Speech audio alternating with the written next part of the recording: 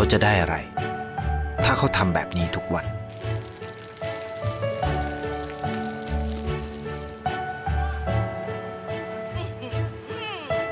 เพิ่งจะมา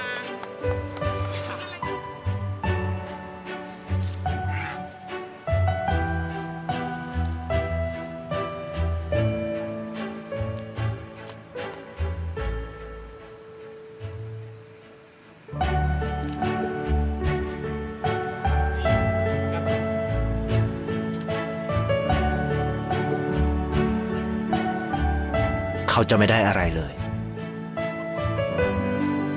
ไม่ได้รวยขึ้น ไม่ได้ออกทีวี ไม่มีใครรู้จัก ไม่ได้มีชื่อเสียงที่มากขึ้น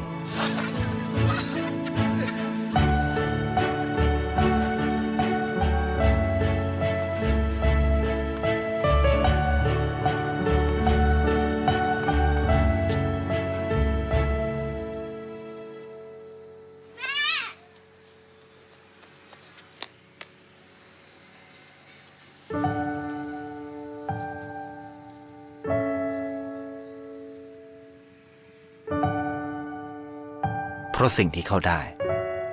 คือได้แค่ความรู้สึก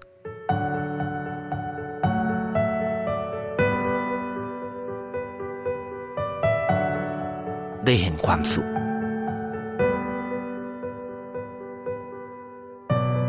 ได้เข้าใจ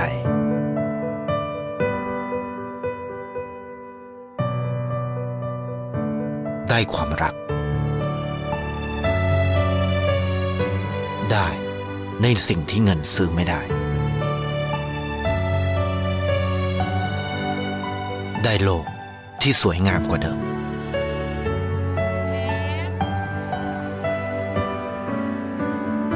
ในชีวิตคุณ อะไรคือสิ่งที่คุณต้องการมากที่สุด ไทยประกันชีวิตเชื่อในความดี